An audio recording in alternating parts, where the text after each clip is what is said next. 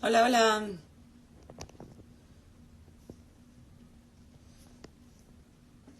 Hola a todos. Espero que me escuchen bien.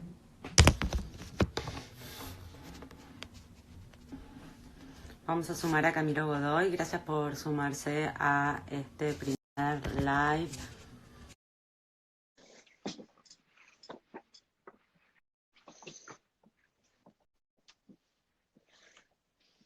Hola. Hi, Hola. everybody.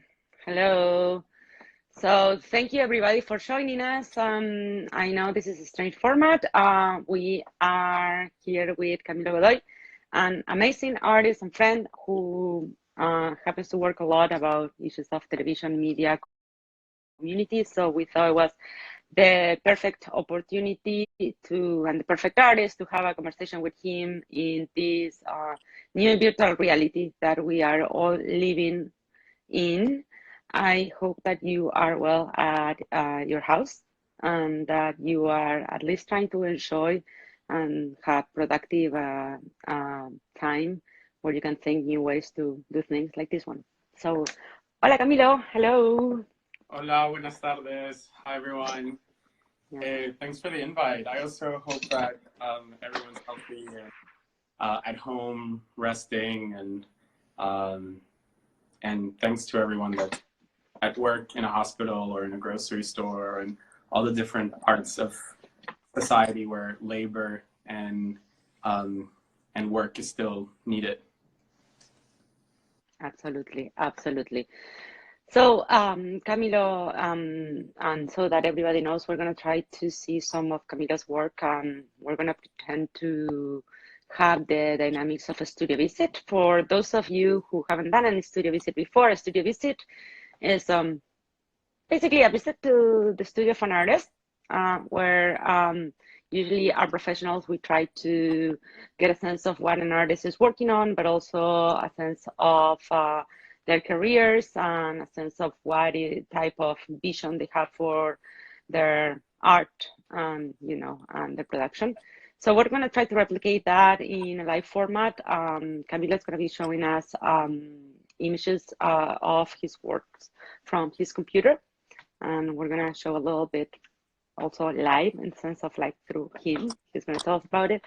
But so Camilo, I don't know if you want to start telling us a little bit about your last show. If you want to tell us about televisión, noticiero. Yeah. So I want to start.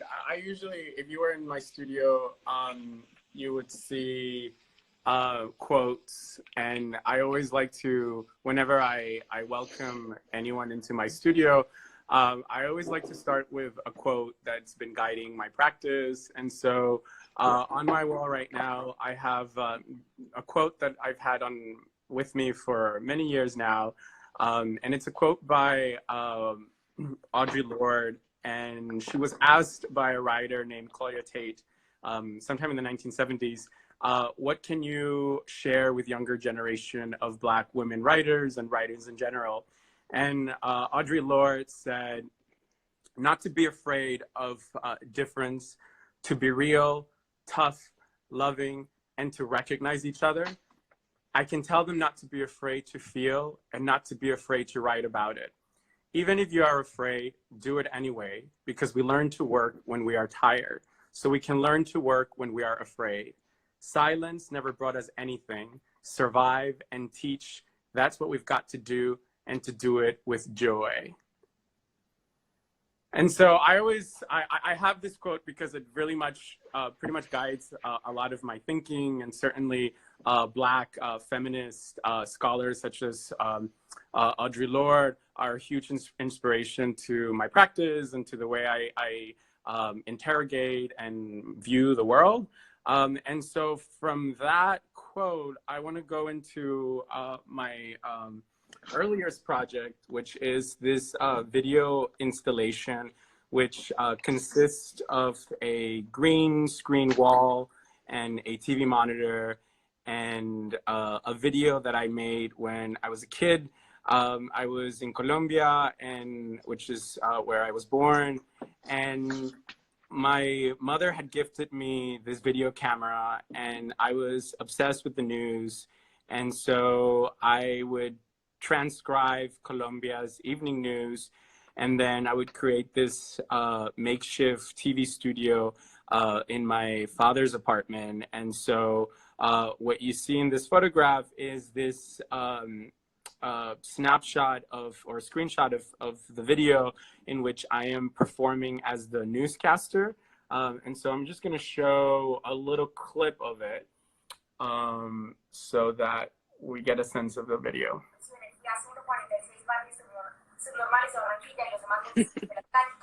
Luego que se llegaron a un acuerdo de pago con Electrocaribe, 100.000 habitantes tendrán que pagar 7.000 millones de pesos por deudas atrasadas. RCN en el lugar de noticia con Bernardo Sarabia.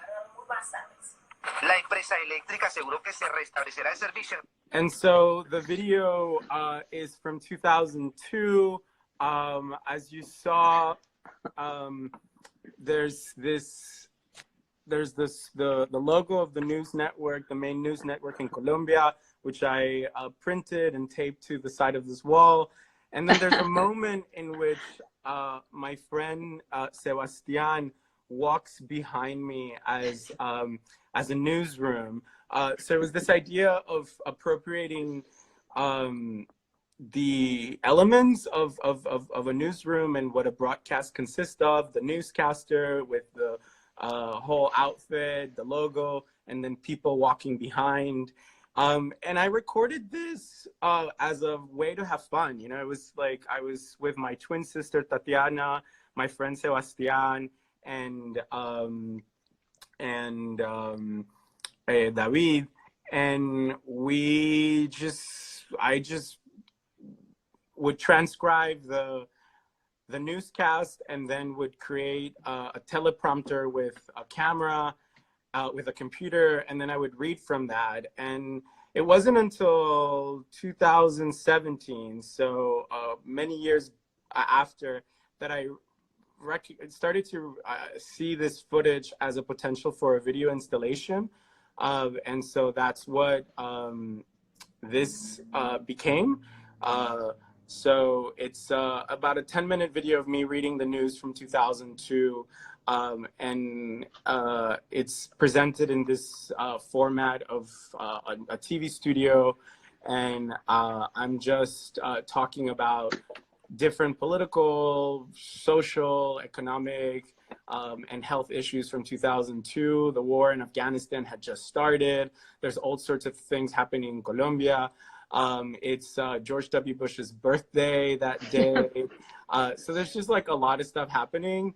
And so I created this, and last year for a solo exhibition at Q in New York, I presented this video, and the curator of the exhibition, a mentor and friend, Tania Bruguera, during one studio visit, suggested that I recreate this, and so we did. And so this is a little clip from that. Let me just pause this. So this is En Vivo y en Directo, which was a live news variety show that took place in New York at Q.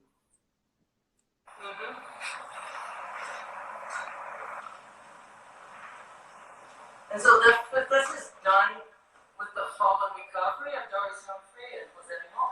This would be done in a second, but because we couldn't learn it, we had to slow it down. And you can't see what I'm seeing. This guy is really beefy. Like a lot of muscles. I'm just...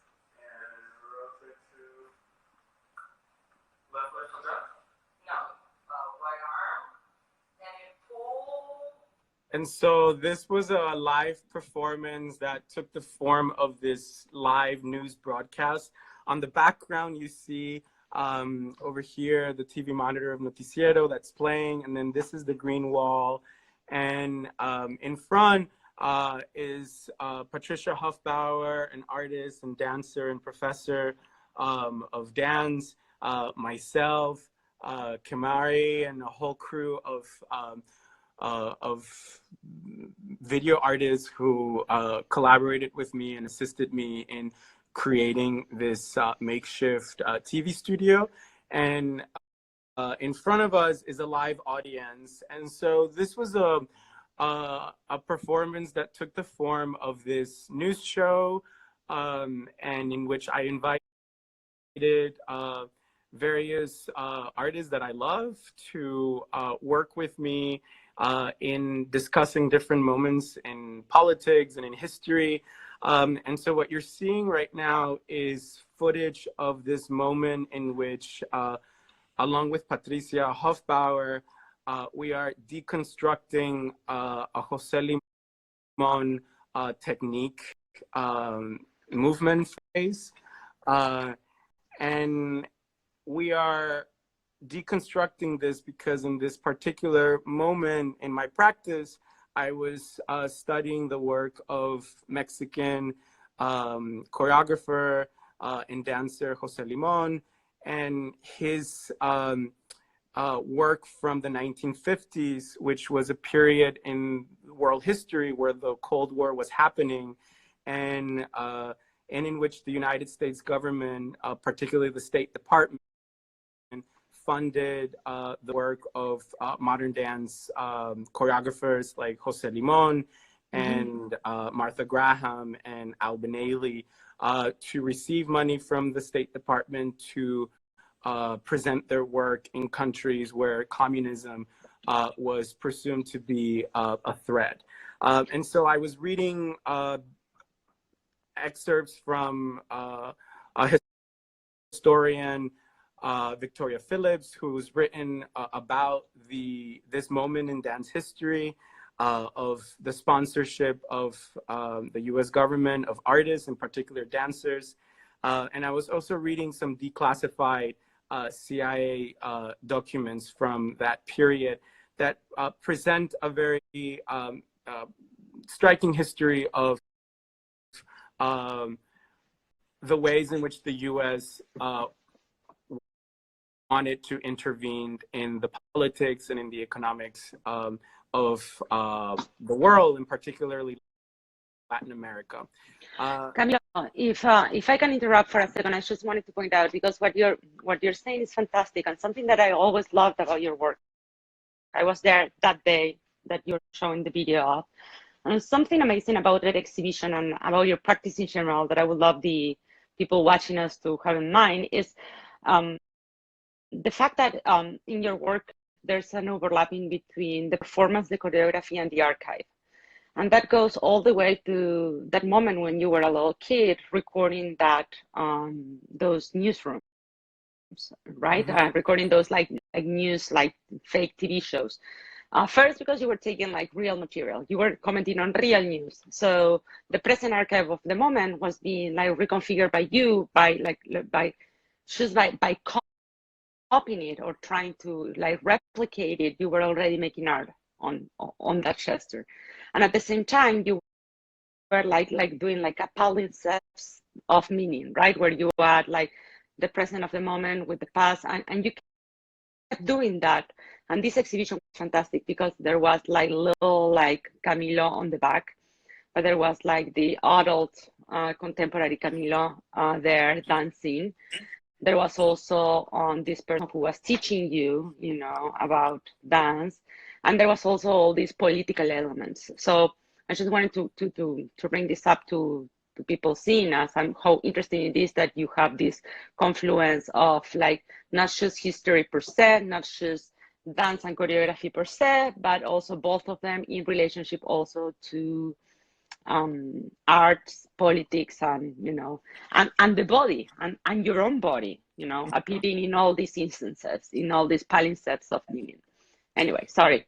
Yeah, no, I mean, I think that what I want to say is that I love research, and I love primary sources, and going into archives, whether it be a physical archive at a library or someone's home, or the digital archive of the CIA.gov website or the Library of Congress. Like, there's just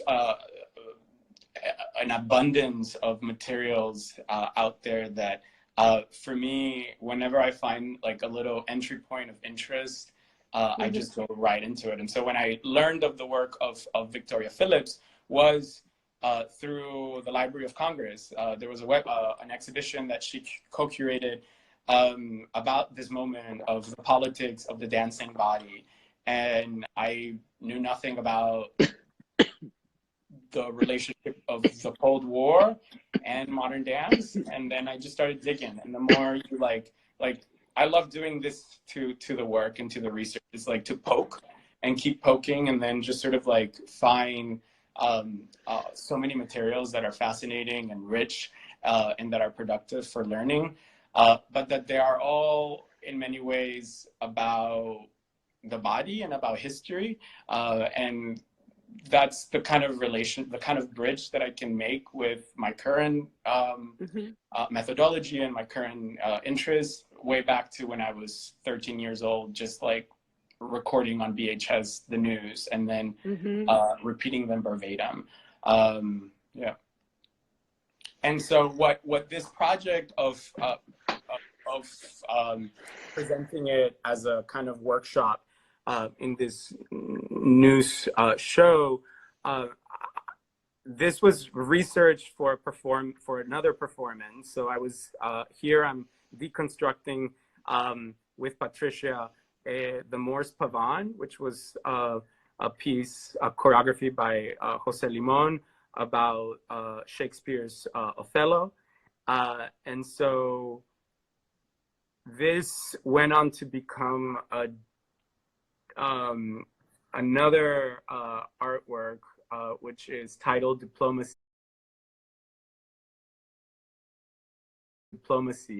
and uses this research and the idea of the Cold War, the idea of art sponsorship by the and that became the focus for this performance that was commissioned by the New School on the occasion of their centennial.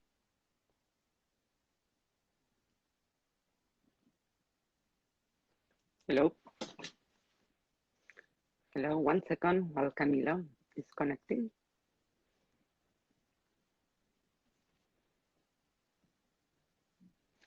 One minute.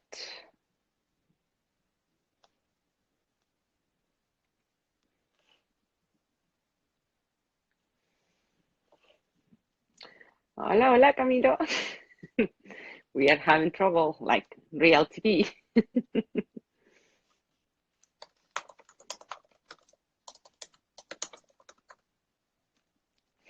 So, do you hear me? I don't know if somebody's in. Hello, are you back?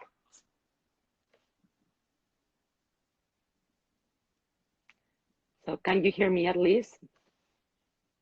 So I'm gonna call Camilo again, okay? So I'm gonna call Camilo again. Meanwhile, I can mention that, hold on, let me get Camilo.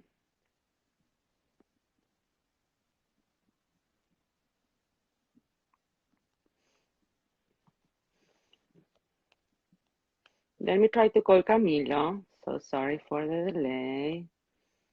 I think, hi Catherine, hi everybody, hi Luisa. So we're gonna wait because I think Camilo has to reconnect for a second. Camilo. Yes, we're gonna wait for him for a second, but meanwhile I'm gonna tell you. So Camilo was showing us showing us about his practice and his research on Jose Limon and about his hello. Hold on, let me see. Because Camilo is calling me. Call back. Here, we got him back. Hello.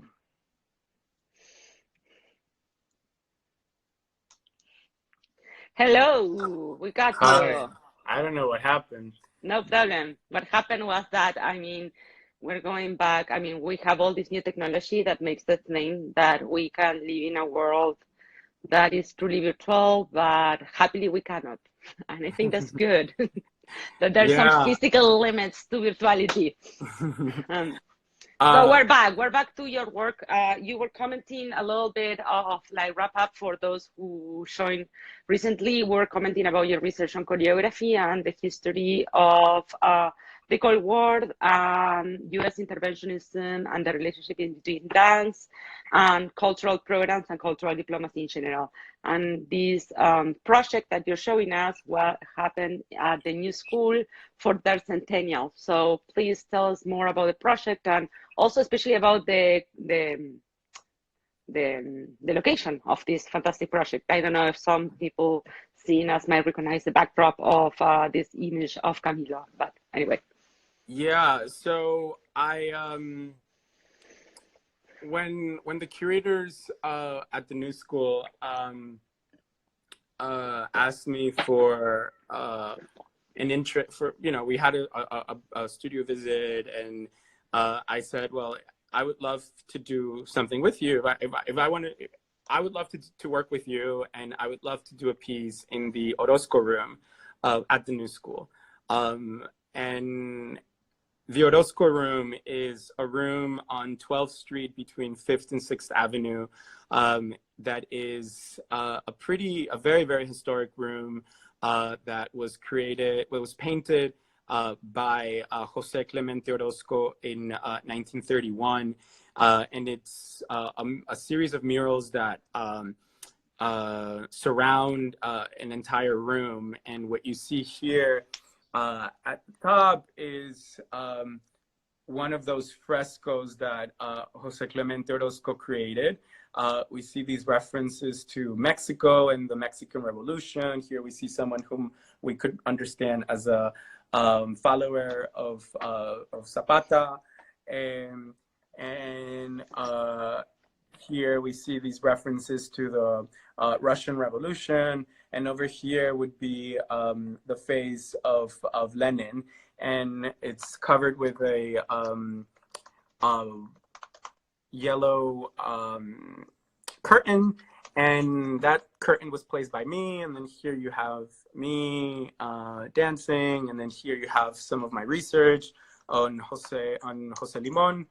And this room is a celebration of revolution, and certainly a moment in which Mexican artist Jose Clemente Orozco is in New York. He's one of the Tres Grandes, the three grand muralists, along with Diego Rivera and Siqueiros.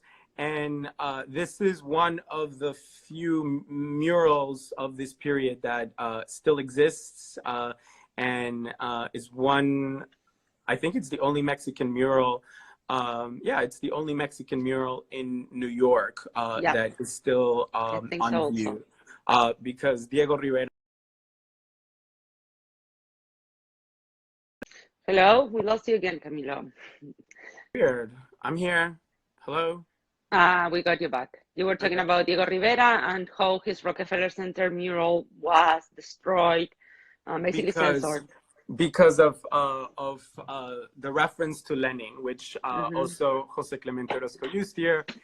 In the 1950s, this was censored by the New School during the whole McCarthy era, with this fear that an academic institution could not be attached to communism, and so a yellow curtain was placed. That curtain. And so in this room, I along with two amazing artists, Miguel Angel Guzman, a dancer. We developed a series of movements inspired by this choreography by Jose Limon. And I want to show you just a little clip of that.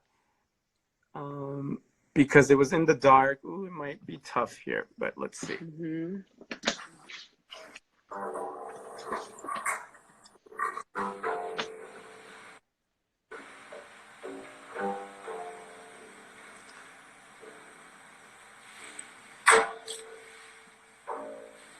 So what you're seeing is Miguel Angel Guzman dancing a series of movements inspired by the Morse Pavan by Jose Limon. And the live musical accompaniment is by a bass player, Brandon Lopez. And surrounding the whole room is the audience, who all have flashlights, and they are all acting as the lighting designers of the piece. Which was amazing also. I was also there and I saw that performance live, because basically you could only see the mural when lighting it with lights, when people would like light at it. So in a certain sense, you could only see segments of this like super important mural, and you were kind of like revealing the hiding side of it.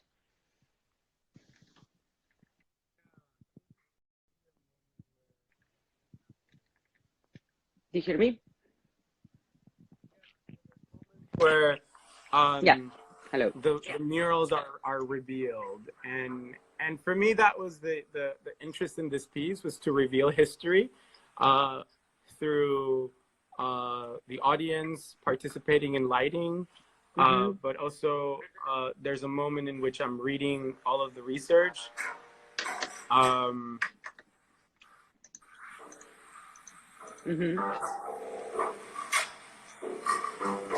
And so that was a piece that started by this research, and then that got situated within the site specificity of the space. And then I developed this piece with two amazing artists and two brilliant curators. And do you want to continue? No, something to comment to the audience, which was very good about your piece also, is that when you, as an audience, would arrive to the room, you would get a file, like a folder file, like the one that you use, which contain, I actually have it. Do I? Give me 1 second. Yeah, so I actually have it here. Oh, I actually have here. I have it right with me. This is one of the files of what you would get. This was the catalog for that exhibition. But as an audience, you would get your own like research file with, I mean, you can explain it, but images. Yeah, you know. So that's a screenshot of the Morse Pavan, and then you have CIA research. Yeah. So for me, it was about just using all of the materials that I had in my studio and just offering them to the audience. And I read some of those during the performance, but it's this kind of collage of information, but all of it is situated around this idea of interrogating history and analyzing a particular moment in politics, and immersed within the context of that fantastic Jose Clemente Orozco room that is conserved by the New School, and that is super politically charged, which is filled with the idea of revolution, the idea of a different future, and the brutal reality of injustice in the 1930s, and certainly a very similar brutal reality that we continue to confront in the 21st century right now. Absolutely, absolutely. So I don't know if you want to comment a little bit also about Depth and Amigos, which we're talking about what an important piece it is nowadays. I'm sorry, I didn't understand that part. You were breaking up. Sorry, I don't know if you want to comment on Depth and Amigos and these other projects. I think it could be super interesting. Yeah, so you know, while I was doing that piece about diplomacy and about the Cold War, I was also developing an exhibition for a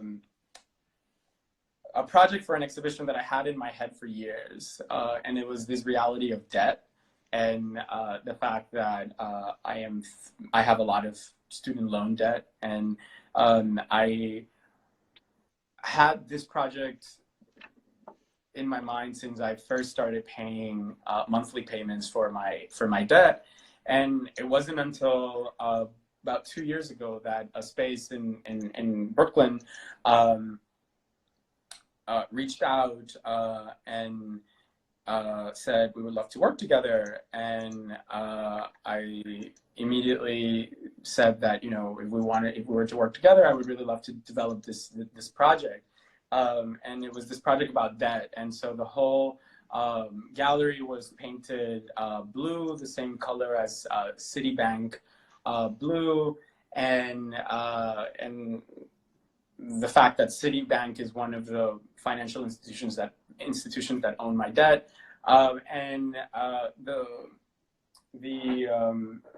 objects that were in the space were these sculptures, these animal branding irons. They are very, very long, and they were produced by an animal branding company out in the Midwest, and each sculpture is the brand of a company that owns my debt. So here's City, and the other one is Great Lakes.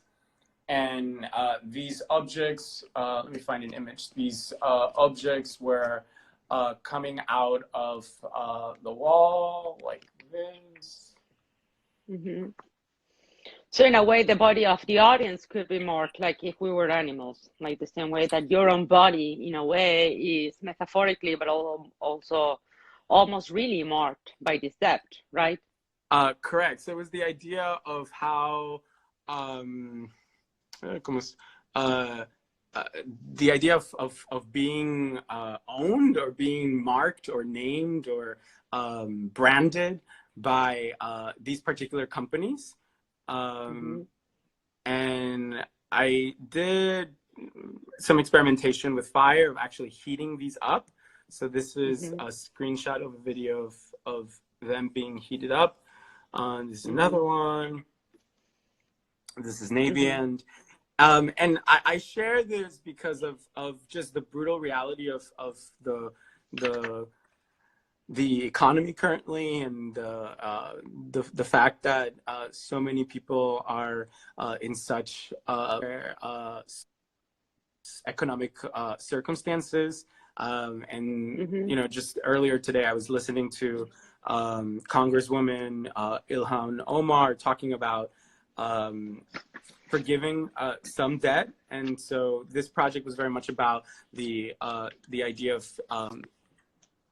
abolishing debt, forgiving debt, and for me, I transformed this reality into this series of sculptures about branding and about how these financial institutions brand millions of people, particularly young people, in such moments of instability and uncertainty. Absolutely. And so Absolutely. that's that project. And Yeah, and I think it's an amazingly timely project because not only we're talking about depth specifically, but also depth in relationship with bodies, and the effect that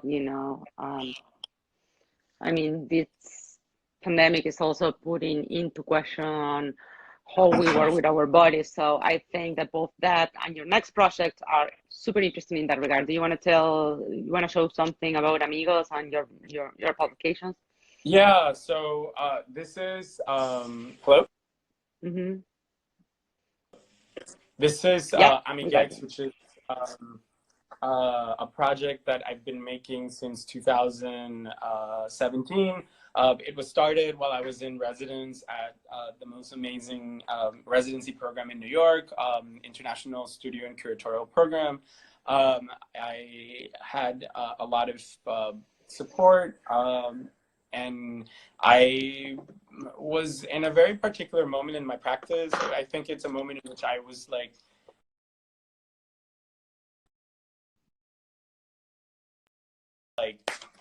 confronting a lot of um, a lot of rejections, and all of a sudden I had a lot of support, and so I was listening to Destiny's Child's Girl, which is an amazing song about friendship and about sisterhood and belonging and togetherness. And I had this porn magazine from the 1960s that was titled Amigo. And all of a sudden, I decided to marry these two ideas of togetherness and sisterhood and friendship, and this idea of amigo and amistad and friendship. And so photographs of friends and lovers. And so I came up with a list of people that I wanted to photograph, and I started texting people that I admire and people that I wanted to make pictures of. And so amiguex is the gender neutral form of friends in Spanish, and the photos are these intimate portraits of different people that I love. So this is a self-portrait with my friends Brendan, Carlos, and Jorge. And this photograph was also produced as a billboard by IACP, which was on view for about a month and a half in Manhattan on 37th Street and 9th Avenue. And this image was about inserting a queer image of desire in public space that was not marketing any particular brand or company, but rather it was essentially disseminating an image of desire, and particularly of queer desire. This is an image of two writers that I love, Ella Bureau and MB. This is a photograph of Justin Allen, an amazing performer and artist. And I wanted to photograph Justin for years. And it wasn't until this last summer that we were able to make this photograph happen. It was in his living room in August. We literally were waiting for the light on his window to change, because it was pretty dark. And then all of a sudden we just were laying on his bed, and then this magical moment happened when the light just sort of like surprised us, and it was this abundance of light. So I'm really happy with this gorgeous photo of him. Can I ask you something? This is which edition? This is number number 3 already, three. right? Yeah. Okay. So I publish one every year since 2017. So this is the one that we're seeing from 2019. And this is another photograph that I had been wanting to make for years, and it wasn't until this summer when artist and writer Joshua Allen said, yes, let's do it. And I went to their home in Crown Heights. I asked them for a bed sheet, and they only had a black bed sheet, which their living room, and made this photograph. And I wanted to make a photograph that made a reference to hermaphrodite and the idea of The classical sculpture. This classical sculpture of multiple genders. Yeah. And these are some photos from Amiguex as well. This photo is amazing, for example. I mean, I don't know if you want to say this photo of the hands. I mean, it has such a special, like, life nowadays, right? I mean, we're living in a moment in which we literally cannot touch our friends, our loved ones' hands. I mean, you cannot, like, give a handshake. We are reconfiguring the whole way in which we think about, like, communication. So it's really strong to have this. Yeah.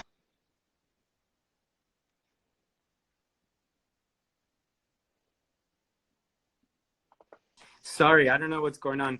It kept freezing, No, but don't worry. My internet is very yeah, bad this, also. I mean, we're all yeah, using no, the internet at the this, same time, and it's taking a toll. yeah. So this is a, you know, this idea of touch and this idea of intimacy, um, relevant and complicated in light of the global crisis that we are living in. You know, this is a photograph of me dancing with a friend, Justin Crawford, and I just started taking pictures of our hands dancing, and you know, the idea that we're living right now, the reality of not being able to touch people because of this invisible virus that is just causing such harm and such a crisis all over the world. It's striking, and you know, it's I I can't imagine. I miss touch a lot. I miss the idea of shaking someone's Yeah. hand, and Mm-hmm. I haven't actually seen a person in the flesh in over 2 weeks. I've gone to the It's so supermarket and hard. that's it. But Yeah. I've been alone right now, and it's a lot. It's a lot to kind of It's a confront. lot And for all of us. It's a lot for all of us. And I have to say, and I have to highlight that for us coming from Latin America, where we hug and kiss people all the time, you know, it's especially hard. We are not used to it. You know, we're not used to the fact of having to restrain from touching somebody when you see somebody and you want to say hi. So it really changes the way that we deal with our own bodies, not only with the body of others, but with our own bodies in a very dramatic way. So anyway, it's harsh. Yeah. yeah, I'm wondering what's going to happen with our intimacy, how our behavior in Mm-hmm. public space will change. It's already changed even in just 2 weeks, of this idea of physical distancing, of being 6 feet away, of not willing to shake hands, not willing to give hugs because Mm-hmm. of the terrible consequences that amounts. So yeah, I think Yeah. we're seeing change and the transformation of intimacy and the transformation of body politics in just drastic ways. So Drastic ways. um, yeah, and I want to show this other photo also of Yeah. two Ricardo and Justin also kissing, Mm-hmm. and that's it from that series. Mm-hmm. Well, But one thing I that mean, one yeah. thing that's important, one thing that it's important is like every zine starts with 3 quotes, and I want to Mm-hmm. highlight these 2 quotes. Um, Please read eu them sempre fui, in case people can. yeah, eu sempre fui pornográfico, mas hoje sou muito mais. I've always been pornographic, but today I'm even more, by the great Ruth Nilsson Jr. from Brazil. Will you touch me? Will you go deep in me? Tayana Taylor. And then Pamela Sneed, as Audre Lorde would say, quote, in the hands of Aphrodite, we need to be each other's family. Mm-hmm. So this idea of highlighting intimacy and highlighting family as not only just the people closest to us, but also just that we are a whole family globally, and that if one person gets Yeah. sick and that person goes out, that person will inevitably harm other people, and that's why physical distancing is so important right now. Another photograph, another zine, the zine from 2 years ago, is this idea of by David Wojnarowicz of how long does the smell of sex or its energy hang in the air, or this revolutionary slogan by Guy Hokem of our asshole being revolutionary. So, you know, these are ideas in my work and in this zine project that are about intimacy, are about togetherness. And you know, everything is shifting, even the way that we engage with public programs in an institution, or Absolutely. even as an artist welcoming Absolutely. But all these other. I think what is important about your work is that it shows that beyond ideas of intimacy, what we have and ideas of like togetherness, I mean, what we have is an idea of community, right?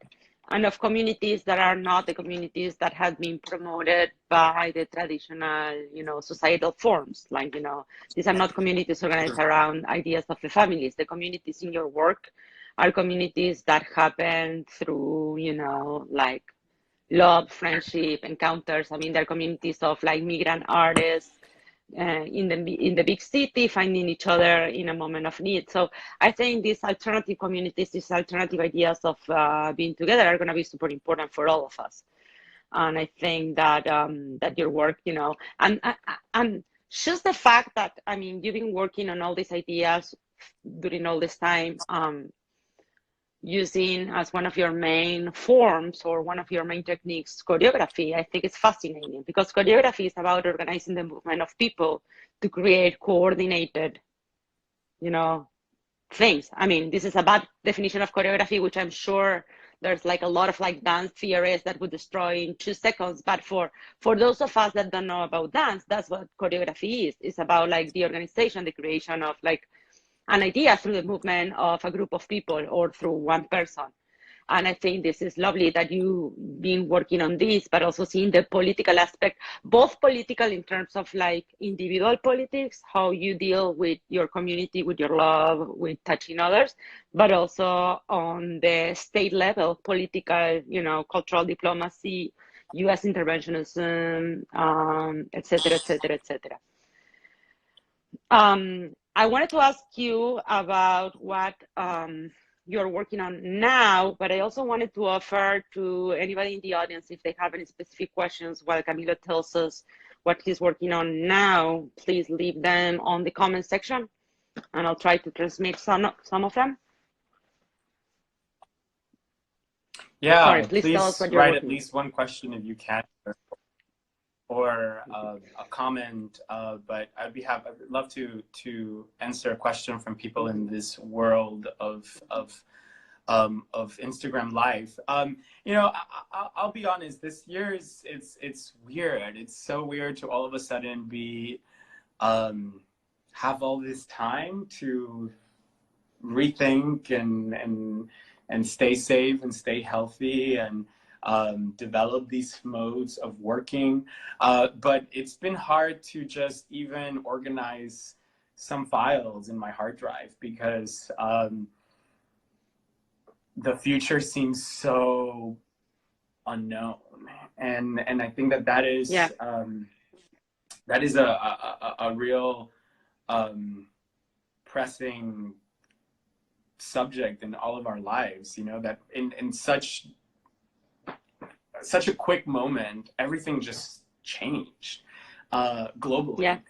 So on a personal level, I'm trying to just work and work out, and I'm teaching online and I'm adjusting my schedule, but it's been hard to just like stick to that wild New York City schedule of always being on the run and always going somewhere and teaching here and going to an event there and going here. And it's just like, whoa, my calendar is all of a sudden kind of free. But like today, for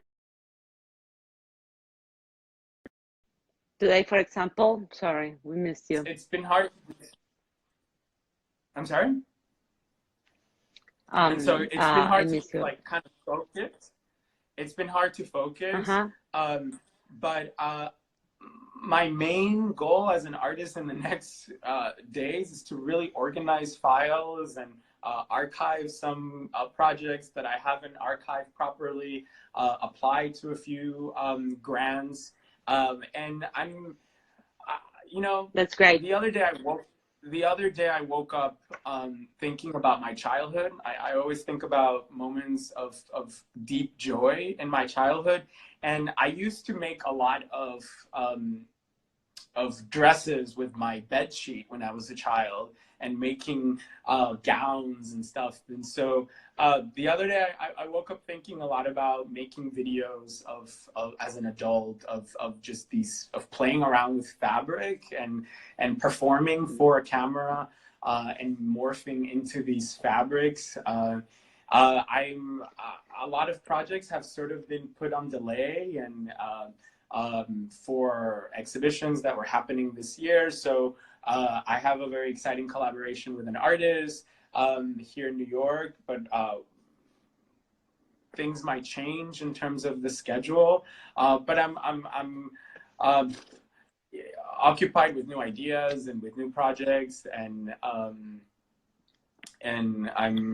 just trying to have fun in the midst of all this. Well, you know, it's interesting because one of the questions you might have, one of the questions is by Catherine Morris from the Brooklyn Museum. She's asking, and you might have answered it in a way, but Catherine is asking, is it possible for you to make choreographic work while isolated? So. Yeah, I mean, I luckily I have, thanks for the question, and luckily I have, I feel healthy, and I you know, the thought that so many people around the world right now are really ill, and that is a reality that has always been present in our lives, but all of a sudden the hospital and the sight of the hospital is very much in our psychic and very much in our life, even though we might not have someone immediate to us ill, but that every day we have numbers and statistics of people dying, of people getting ill. So I'm lucky to be healthy, and I'm lucky that I can take a deep breath, and that many of us right now can take a deep breath.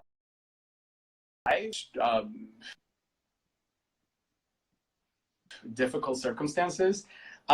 So I've been trying to move. I mean, I think I dance every day in the shower, and but in terms of like real work, I'm setting myself into a schedule so that I can actually be really proactive in developing work while in confinement. I mean, some of the most amazing artists are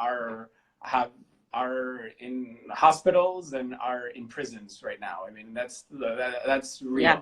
You know, there's so many people in confinement that have used either their prison cell as a place for to thrive, and all of a sudden, all of us are in confinement, and I think that some really interesting work will come out, but it's about adjusting and adapting, and I'm excited for some stuff that I have in my head right now, which you could probably start seeing next week on my Instagram. That's amazing. Because that's a place where I put a lot of research and a lot of what's in my head. That's amazing. One other question that I have is, what do you think that, you know, art and cultural organizations can do to support artists during this time, and also to engage new audiences? Yeah, I mean, I think that this platform it's amazing. It's amazing to get an email from an institution interested in welcoming my studio and my practice to this digital audience, and also be paid, and that the fee is very much the fee that I would be given if I was in my flesh in the institution. So you know, there's so many artists with such financial insecurity, and such people who have who make a living with their work all of a sudden get canceled. or postponed.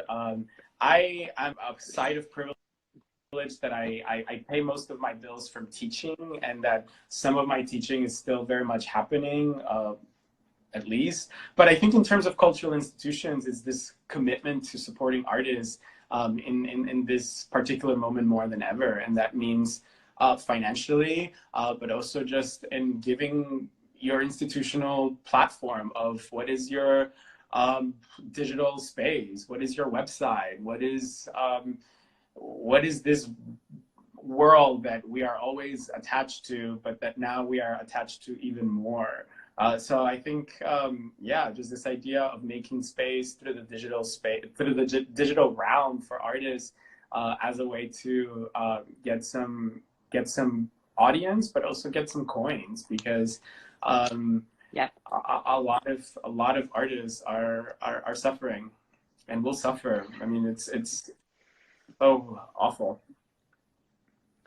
I have one more question by Linda. She's asking, has the current pandemic and social isolation made you think differently about your work in Amigex and art centered around physical and sexual intimacy? Yeah, I mean, I think that, you know, I'm going to reread, you know, Douglas Crimp, just an amazing mind and activist and art historian. You know, he thrived, he survived and thrived the AIDS crisis, as well as so many amazing artists and thinkers. And unfortunately, we lost so many minds through that government neglect of the 80s and 90s. But he wrote an essay about how to have sex in an epidemic. I think it's the title, or promiscuity in an epidemic. I have to reread that. I think I'm in a process of, I'm in a moment of processing, as we all are, because Yeah. the challenge is real. And in the short term, I'm just trying to organize and be healthy and be happy and be joyful and thankful to be healthy. But I think in the long term, our lifestyle will be different, our practices will be different, the way we relate to each other is different. But you know, your question just made me think of Douglas Crimp and that essay about how to have intimacy in a moment of an epidemic. I think we should all read and revisit the work of artists and activists who lived through the AIDS crisis, because many of them are still alive, and many of them fought until they lost their life to an awful illness. But I think their work is of deep inspiration for us all right now, because the demands were no different, unfortunately. I was looking for the book. I actually for a book that was a good bibliographical recommendation. Yeah. We can upload it after. But on the subject, but yes. Anyway, just to close, I wanted to ask you a little bit, because I also think it's very inspiring what you've been doing. You've been offering, I mean, you work also as an educator in different museums, art museums and historical museums. You have a whole career on the side about that. And I thought it was very important. This crisis started, and when people were basically like requested to isolate, you offer your services as an educator to kids. And I wanted to ask you, you know, in this like experience that you have in mediating in between, you know, art, culture, history, and how kids see this, and how has that experience changed during this week? I mean, what do you hear from the kids if you hear something different than what you hear in the news and the adults, you know? You know, I've had the privilege of stepping into many homes in the last week through this digital platform. I've been having a lot of fun with some young kids, learning about art and doing some art making activities. Honestly, we haven't really touched the subject. We've just sort of address the fact that we are adjusting and that we are adapting to this new way of teaching and learning. Thank you so much, Camilo. Thank you. We talked about your art, your practice, your relationship to media, to the internet, but also about kids, intimacy, friendship in these times of pandemia, and in your work and practice. So gracias. Thank you, everybody. I just wanted to wrap Thanks up for saying watching. that, no, and I think it was an amazing conversation that, again, you can see on the American Society account very soon. It's uploading as we speak, even though it was interrupted at the end, but it was a conversation in which we were able to, you know, see some very important aspects of your practice and how it, you know, it touches like our contemporary moment. So gracias. Thank you, everybody, and we'll have more of these programs soon. We'll be announcing them. Gracias, Camilo. Gracias. Bye, everyone. Take care. Lots of love. Bye. Bye-bye.